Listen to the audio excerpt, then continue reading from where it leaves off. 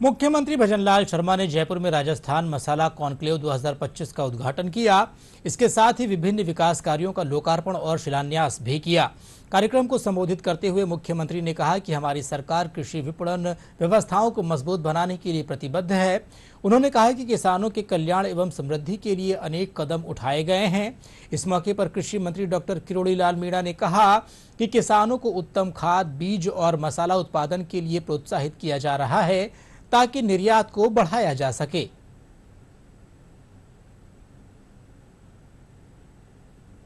हमारे राज्य के मसाला उत्पादक और व्यापारियों के लिए एक महत्वपूर्ण मंच है। इस मंच के माध्यम से जो हमारा किसान है और इससे जुड़े हुए जो हमारे व्यापारी हैं, उनका आगे कैसे हम काम बढ़ा सकते हैं, उनका कैसे भला हो सकता है, इसके लिए आज ये कार्यक्रम रखा गया है। प्रधानमंत्री जी ने वोकल फॉर लोकल का जो मंत्र दिया है, वो हमारे मसाला उद्योग के लिए बहुत ही महत्वपूर्ण है। और इसलिए हम चाहते हैं कि हर क्षेत्र में मसाला उद्योग के माध्यम से हमारे लोगों का उत्पादन हम खरीदें और उसके बाजार में हम उनको भेजने का काम करें। माननीय प्रधानमंत्री श्री नरेंद्र मोदी जी के नेतृत्व में केंद्र सरकार एवं राज्य की डबल इंजन सरकार विपणन व्यवस्था को मजबूत बनाने और कृषि उत्पादनों के प्रसंस्करण से किसानों की आय दुगनी करने हेतु योजनाएं संचालित कर रही है।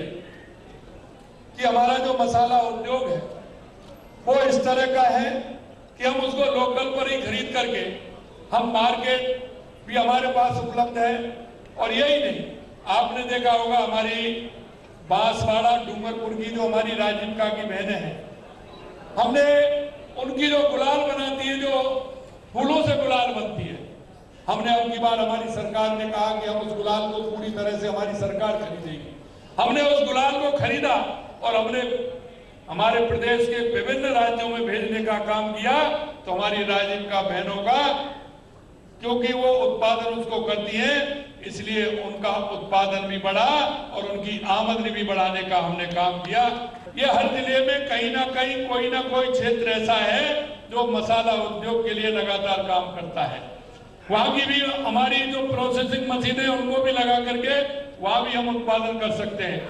इसके साथ साथ अचार का बहुत बड़ा काम राजस्थान के अंदर है।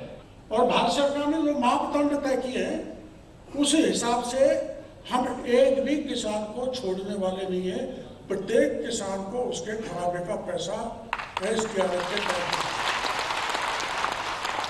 पर कई ऐसे इलाके हैं जहां फसल बीमा का मामला है और उस फसल बीमा के मामले में हमने तय कर लिया है कि फसल बुआई विफल हो गई, बीज बोया नहीं हुआ, थोड़ा बहुत होगा, बरसात पड़ गई, बह गया, फिर बरसात आ गई, तो उसमें हम स्वतः ही हमने तय कर लिया है कि हम समस्त किसानों को प्रीमियम का 25% देंगे।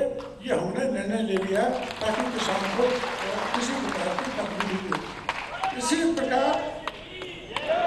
इसी प्रकार हमने करीब 2025 में अब तक 162.84 लाख फसल बीमा पॉलिसियां सृजित कर दी है, जिसके विरुद्ध लगभग 49.35 लाख हेक्टेयर फसलों का बीमा किया जा चुका है। और जो फसल बीमा कंपनी किसान के साथ बेईमानी करती हैं, उन फसल बीमा कंपनियों ने अगर अब की बार गड़बड़ की तो जांच कराएंगे और कोई कितना ही बड़ा क्यों नहीं हो, किसान को लूटा तो उसके खिलाफ मुकदमा दर्ज करेंगे।